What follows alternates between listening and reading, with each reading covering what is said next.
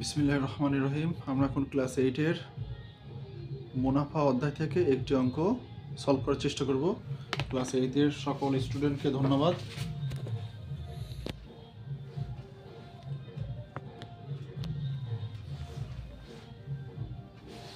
এখানে কি দেখাচ্ছে যে রাশিটা কি ছিল, যে একজন ফল ব্যবসায়ী যশোর থেকে 36 টাকা 12টি দরে এবং কিছু সংখ্যক কুষ্টিয়া থেকে 36 টাকা 18টি দরে সমান সংখ্যক কলা খরিদ করলো। ব্যবসায়ীর বিক্রয় কর্মী 36 টাকায় 15টি দরে তা বিক্রয় করেন। তার মধ্যে আমাদের উদ্দীপকের এই কথা বলা আছে। এরপর আমরা দেখি এবার আমাদের ক নম্বরে কি কথা বলছে। ক নং প্রশ্নের মধ্যে বলা আছে ব্যবসায়ী যশোর থেকে প্রতিশো কলা কি দরে ক্রয় করেছিলেন, মানে কিনছে। প্রতি 100 কলা সে কি টাকা দরে ক্রয় করেছিলেন।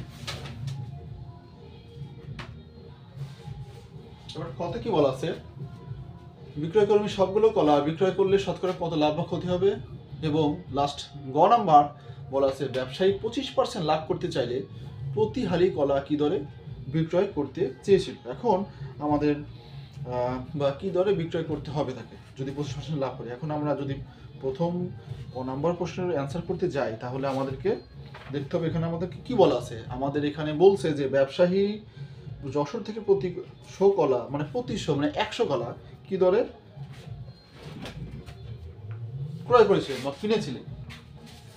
তাহলে আমাদের এখানে প্রথম বলাই আছে এখানে যশোর থেকে 36 টাকায় 12টি দরে কিছু কলা সে ক্রয় করেছিল। তাহলে আমরা যদি এখানে আমাদের প্রশ্নে বলা আছে কি দরে ক্রয় করেছিলেন মানে কত টাকা দিয়ে, তাহলে আমাদের লিখতে হবে 12টি কলার দাম 36 টাকা, 12টি কলার ক্রয় মূল্য।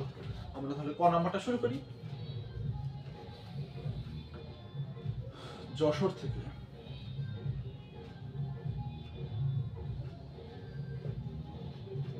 থেকে ক্রয় করা 12টি কলার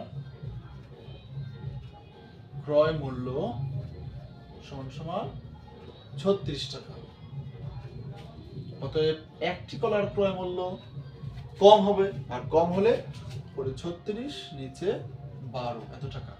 এবং এখানে বলা আছে প্রতি 100 কলা, তাহলে অতএব 100 প্রতি 100 মানে 100, আমরা জানি এটা 100টি কলার ক্রয় মূল্য বেশি হবে, বেশি হলে গুণন হয়ে যাবে 36 গুণন 100 নিচে 12 এত টাকা। তাহলে 12 এর মধ্যে 36 মাত্র 3 বার যাবে, 3 বার 36, অতএব 3 100তে 300 টাকা। তাহলে আমাদের যশোর থেকে প্রতি 100 কলার ক্রয় মূল্য কত পড়ে 300 টাকা। তাহলে আমরা দিতে পারি যে উত্তর এটা 300 টাকা। তাহলে শেষ, খুব ইজি অঙ্ক। এখন আমরা খতে যাব।